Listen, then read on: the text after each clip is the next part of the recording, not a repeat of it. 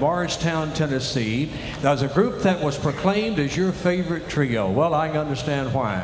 You put these three guys together, and the way that they sing and write and perform, they're favorites everywhere they go. We're so glad to call them our friends, and would you welcome them right now, ladies and gentlemen, once again to the stage of the National Quartet Convention. Here they are, Greater Vision. Come on, man, let's sing it. Here we go.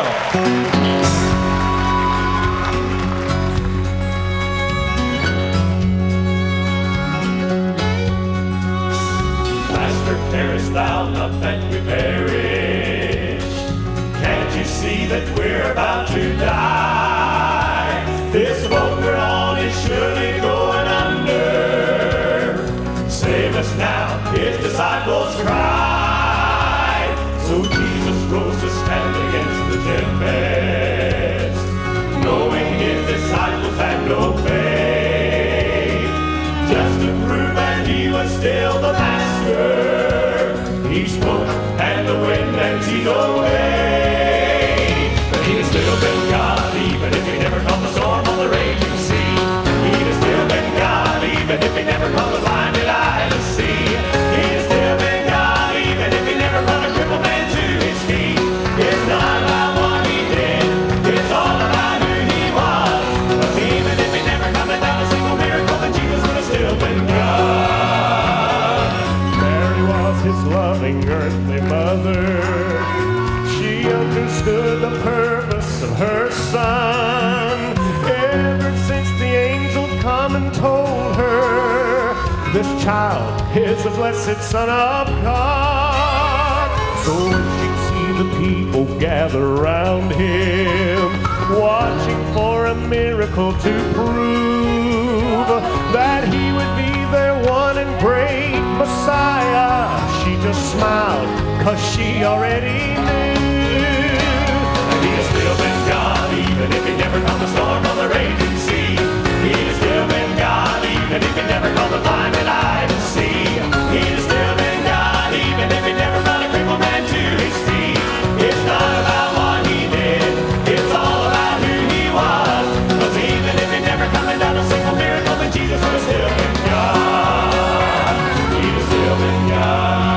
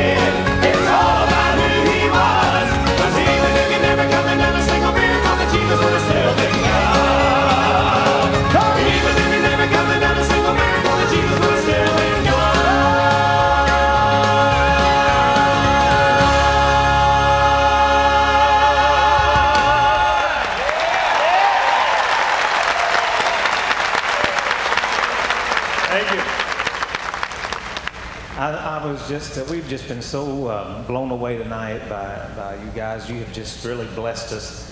So many of you come by and talk to us at the booth tonight. And once again, I'm just blown away that the fellow who has stood next to me for 8 years, Rodney Griffin, once again, Gospel Music Songwriter of the Year.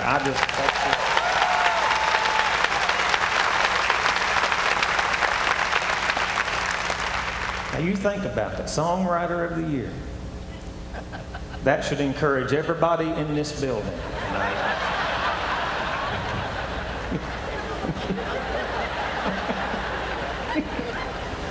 You think about Rodney Griffin being Songwriter of the Year, and it should not surprise you that God was able to speak through a donkey in the Old Testament.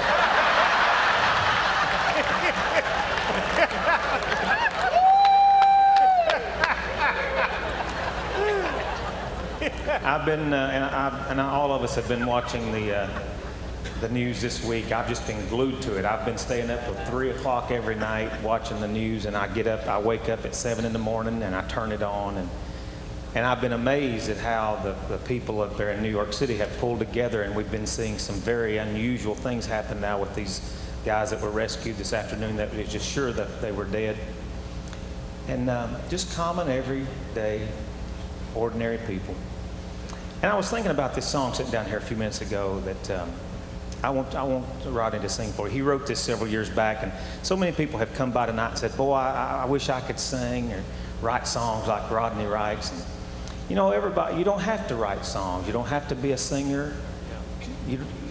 God doesn't require something extraordinary.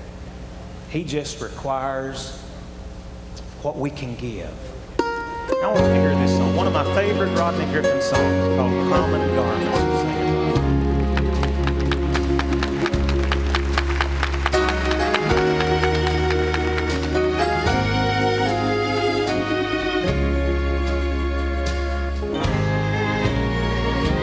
One day, a Roman soldier in a shameful gambling game won the blood-stained garment that once had clothed my king. Just a cheap robe of linen, no great value did it hold. But when worn by the master, it was worth more than gold. You see, a few days before, why, this old garment had changed the life of a tired and helpless woman who'd believed with all her might. She'd reached out and touched it with a hope to be restored. She knew this plain old garment was the vesture of the Lord. God uses common garments to do uncommon things, and God uses common people to live out His uncommon dreams. It's not what you are now that matters.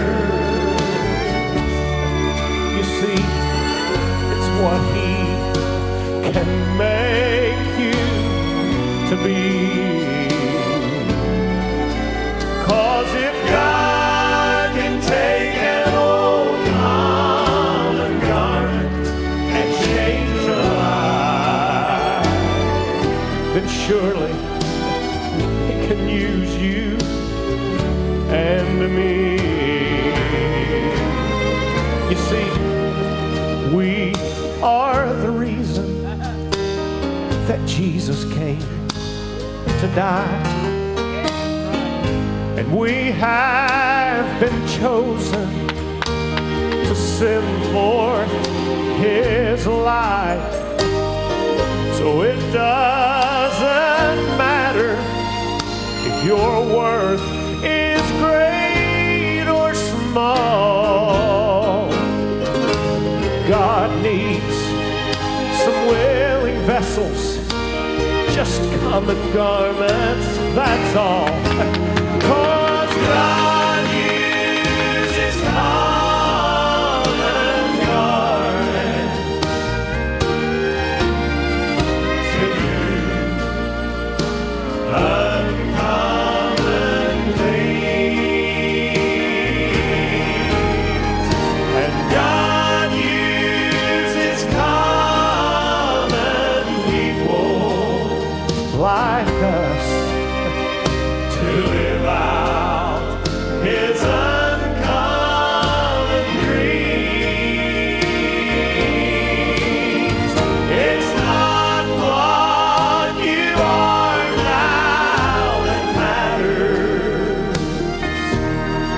You see, it's what He can make you to be.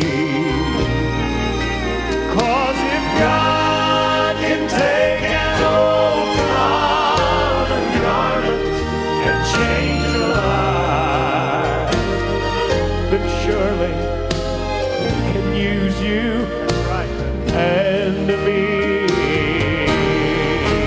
If God can take an old common garment and change your life, then surely He can use you and me.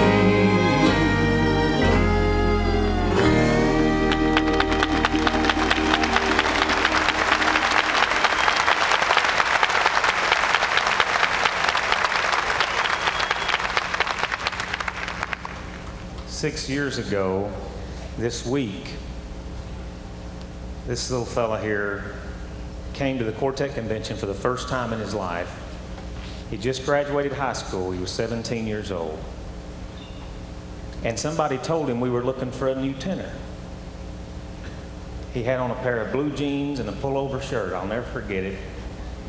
And you know where our booth is. He walked up to the edge of that blue carpet that we have in the booth, and he just stood there and stared at us. And then he started walking. He'd walk over there to that side, and then he'd walk back across to that side. Rodney saw him. Rodney said, "Hey, Gerald, do you think we ought to introduce ourselves to that fella?" I said, "Lord, no, I'm loving watch him. Just look at him. He's just going." Well, Roger Talley saw him, and Roger Talley grabbed him by the arm and brought him up to the table, and he said, "I believe this fella's wanting to meet you guys." And so he introduced him, and I said, "Well, what are you wanting to do, son?" He said, "I want to sing." I said, "Well, that's great." I said, "Give us your demo tape. Maybe some of these days we might call you." He said, "I ain't got one." I said, "Well, that's okay. You don't have to have a tape." I said, "Give us a list of names, you know, like people we could call and ask about your singing." He said, "I ain't got one." I said, "Well, what is it you're wanting to do?" He said, "I just want to sing." So we took him into this 3-story high concrete block stairwell right across this hall right here. And we got over close to the stairs. People were walking by, you know, looking. And I said, "All right, dude." I said, "It's going to sound good in here." I said, "Here's your chance. Sing us a verse of your favorite song. And if we know it, we'll harmonize with you. If we don't know it, we're just going to listen to you sing." So he stood right there in that stairwell, and he started singing this old song that I grew up singing, and you did too. 3 things about it impressed me. Number one, I was impressed that a 17-year-old boy would pick a hymn as his favorite song.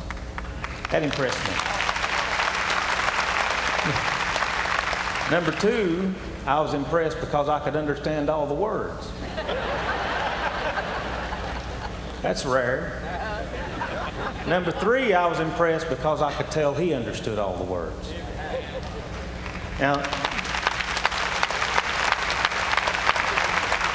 that was 6 years ago. Actually, 6 years ago yesterday. And I told you one of these days that we're going to record that song because it was good. And so about 3 months ago, we went in the studio and we were working on this CD of these old songs. And I said, "I want you to do that song for me. And I'm going to try to come up with a good arrangement to make it sound really pretty." And then it dawned on me, there wasn't a thing wrong with it to start with. So I'm going to make you do something for me. I want you to stand right here in the center of this stage, and I want these people to hear what we heard 6 years ago in that stairwell across the hall. Sing me one verse and chorus of that same song, and do it just like you did it over there 6 years ago. Just do it without shaking this time.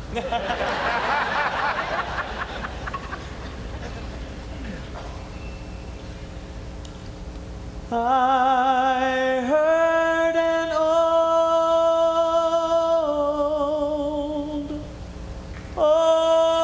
story,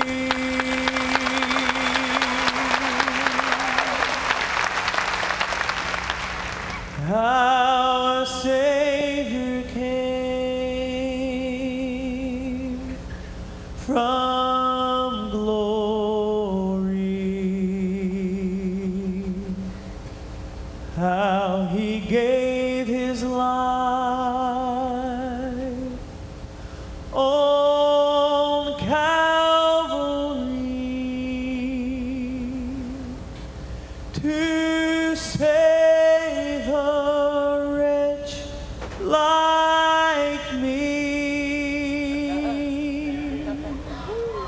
And I heard about his groaning and of his precious blood's atoning.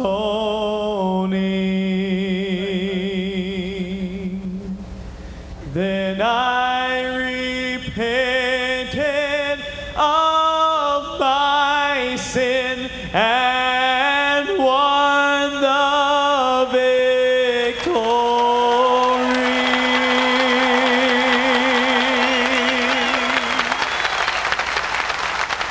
Oh, victory in Jesus, my Savior,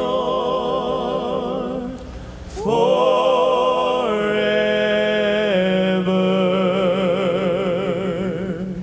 He sought me and bought me with his redeeming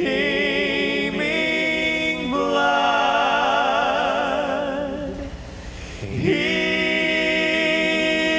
loved me ere I knew him, and all my love is due him. He plunged me to victory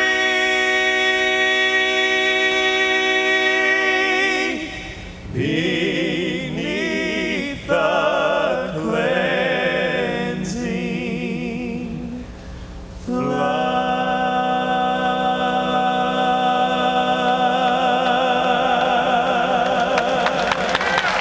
God bless you.